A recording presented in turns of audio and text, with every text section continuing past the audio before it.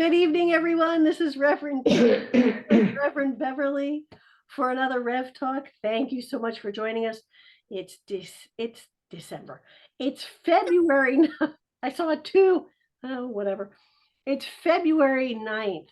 February already in 2023. This is awesome. So I guess we've got a couple of things we want to talk about this evening. Bev, you have a saying or something from I had a saying, I can't remember the guy's name. It's the Buddha priest or the Zen master. And I draw a card every day because it's trying to bring mindfulness to yourself. And the one I drew today, I'll just read the beginning of it, is I am aligned with higher principles that support the evolution of humanity. And that's a mouthful, but it's telling you you're staying in alignment. And by staying in alignment, you're helping humanity. Oh. So that was the same when I drew Buddha, the flower, or be a Buddha. And I'm wondering, who's a Buddha? Buddha sits still. It's peace, it's quiet. And then he just sits. And one of the examples they gave me, I thought it was really cool. You know how when you're going someplace and you get so irritated because you get a red light, either you're late or you just don't want to stop. Right. So don't think of it that way. Think of it as God telling you, breathe, become one with your breath, relax. You'd be surprised. I drove all the way to the doctor's and back today, and I hit a lot of red lights and I had a lot of breathing.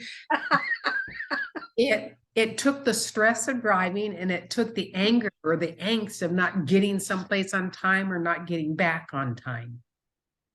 So it's simple little things to mindfulness. To stay in alignment. I love that. I love that. I think that's great. And I have to remind myself of that when I get in the car.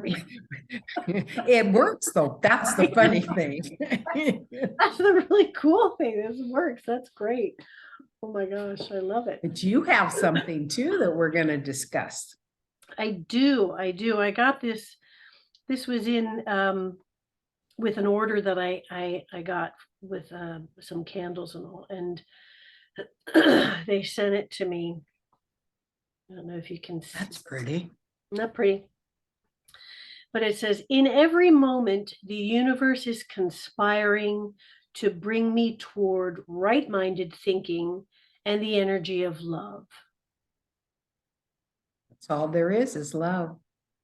Well, it's true. And the it's kind of the same thing as being in alignment is the right-minded thinking that brings you peace, that brings you that grounding and moves you towards the energy of love, which we are all that energy. But it reminds me of our dear Reverend Vanessa, who had something happen, and it kind of it bothered her for about a whole day. Someone spewing, their opinion at someone else, basically, basically, oh, the holy roller kind of,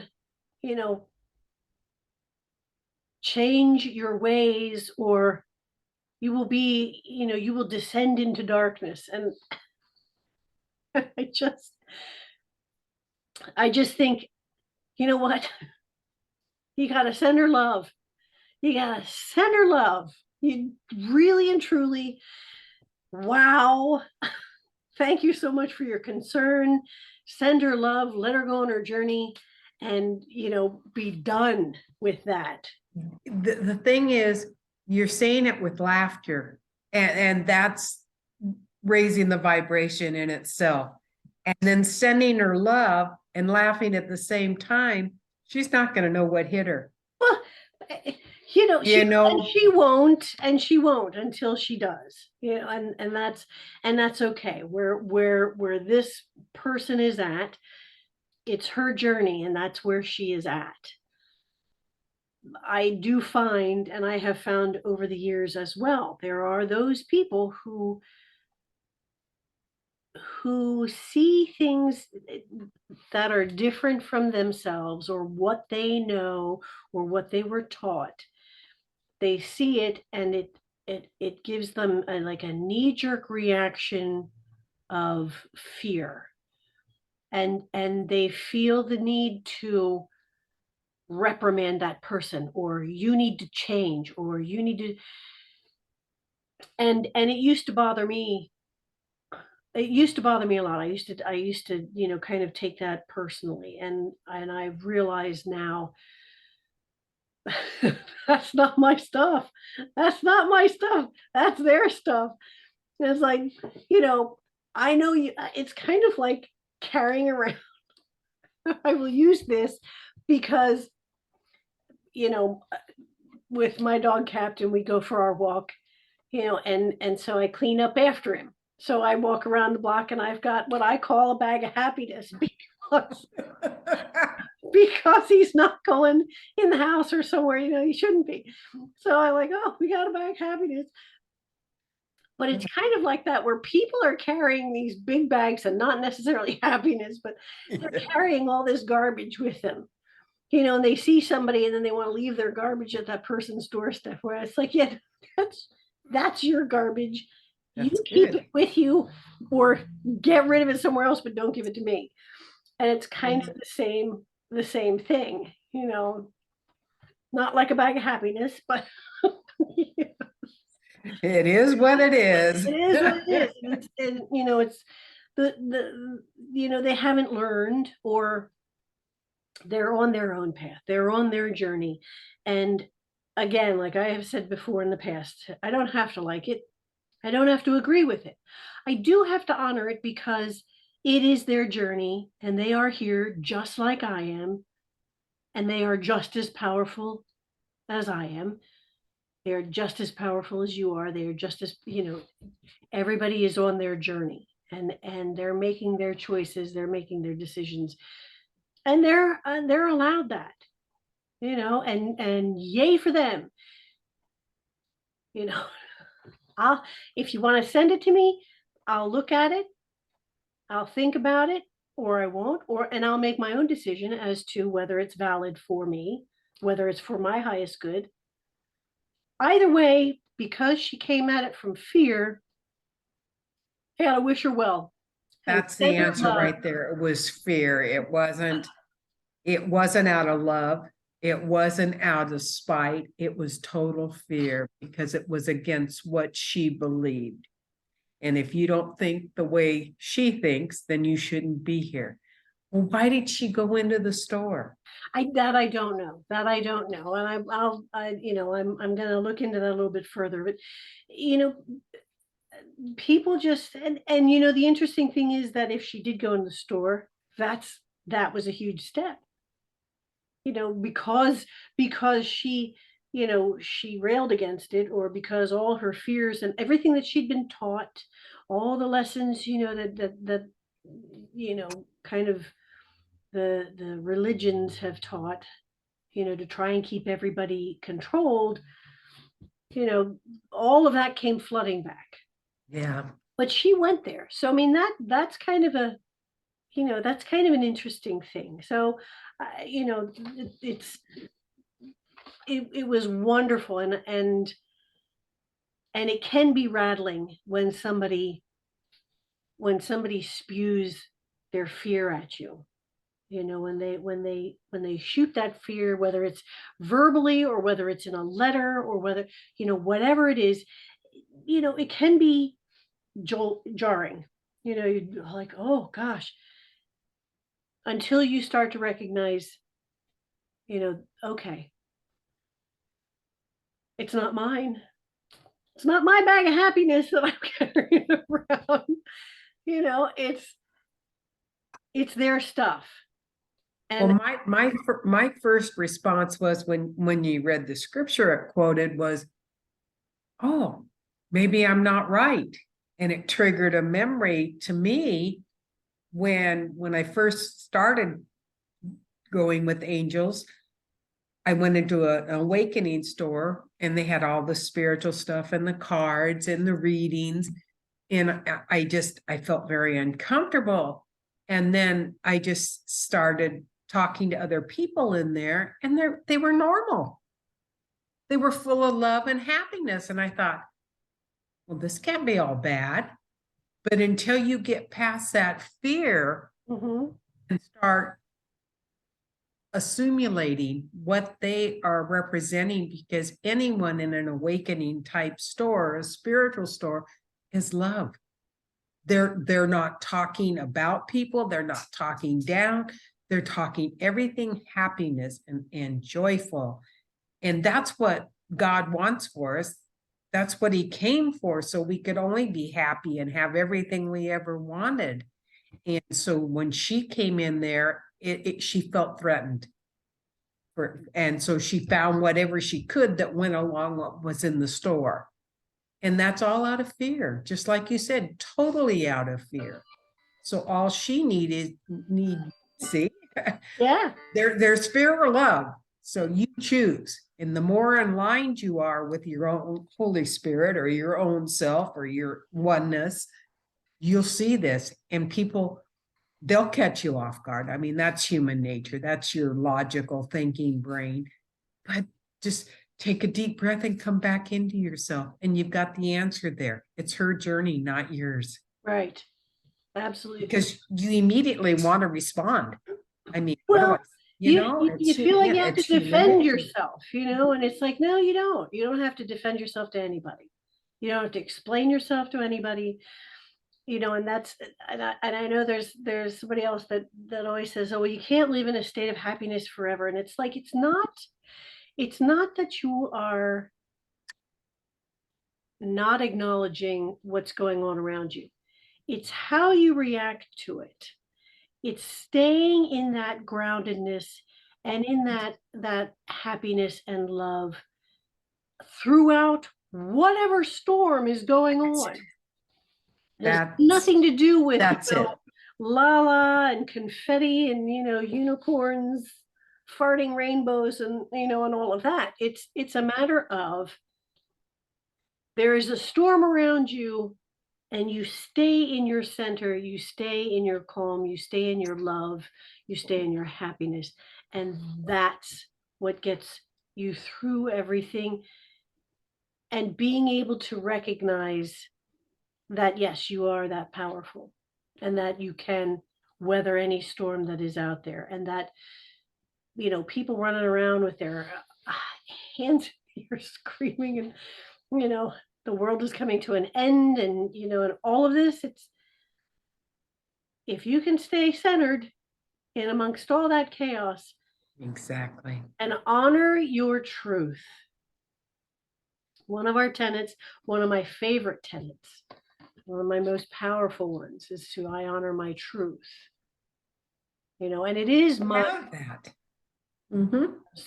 so I would definitely one of those people that does that, recognize where they're at with their journey, and it's not a matter of judging. This is where they're at. I don't need to carry any of that stuff. Not mine. I in my reading, it's been saying, and it's just a phrase that's kind of stuck with me now. They haven't awakened yet. And that's why we're here at this time. And that's why the fifth dimension is you're awakening. It just means you haven't woke yet. And that's a good phrase. She hasn't woke Well, yet. And yet she's on her own journey. It's the same thing. She's awakening. She is awakening at her own speed, at her own choice. That's her journey and that's her awakening and that's how that's her journey. But like when you awaken, you immediately get a response in your body. And you don't know when it'll happen. But it doesn't always stay there either. You know, I mean, That's true. You have to work at it. Exactly. You have I to mean, work at it and study it. Mhm. you know, flowing back and forth, and that's part of it as well. That's part of the balance. You know, there's a lot of stuff that we carried with us from this life and past lives all through. There's a lot of stuff to work through, peeps. You know, so it's like we need to just, you know, again,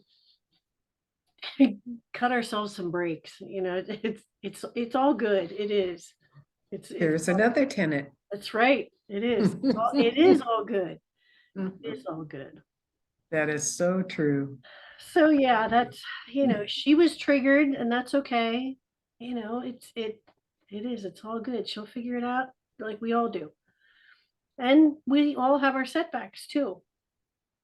You know, we're human. We're, you know, light beings, spiritual light beings in a human, having a human experience.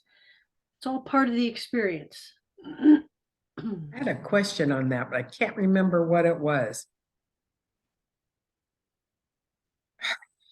I was going to ask you because we aren't a spiritual being in a human form, Mhm. and the spirit stays with us. Why doesn't it retain what it's learned? Well, okay, so I explained this to someone. What you see here is not me in its entirety. Okay. There is a huge, I'm just a teeny weeny piece of my higher self who is there helping, you know. I'm here having this experience as part of me. Part of my higher self is here having this experience. And that's why I've got a whole team that remembers everything. And if I, you know, if If a big, yeah. if I actually sit and listen, I will get my answers. I will see the bigger picture and I will know that all is well. But it's if I actually listen. It's like, if I actually, you know, because that's a big one for me. Like, okay, I need to sit and listen. Okay, I'm done. It's like, yeah, not necessarily, but that was well explained. Thank you. you're welcome. You're welcome. I thought of it's the orchestra. Well, it is. It is. It's part of I'm part of the orchestra. My higher self is part of the orchestra. I got a whole team as part of the orchestra. You know, I'm not only composing it, I'm conducting it, I'm playing in it, and I'm observing it as well. You know, I'm like one of the spectators too. So and I'm in control. I'm in control of it. All of it. You know, so my tune is mine and mine alone. You know, your tune is yours and yours alone, and together, along with everybody else's, we create this beautiful symphony. You know, even those who seem to be in fear, they have their own tone, and it also goes along with everything. So, you know, they're part of it, and so we have to kind of remind ourselves, you know, they're part of it. It's their journey. So true. I don't have to play their part. I have to just play mine. Very good. So what do you think, my dear? I think. Yeah, Lottie, we're in tune. I love that. I love that. All right. So with that, my friends, thank you for joining us one more time for this week, and hopefully you'll join us again next week. And remember to be gentle with yourself, to be kind to yourself, and to remember that you are unique in all the universe. There will never be another just like you in all of space and time. You are powerful, you are cherished, and you are loved.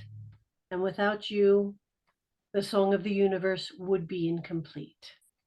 Until next time, my friends, be well.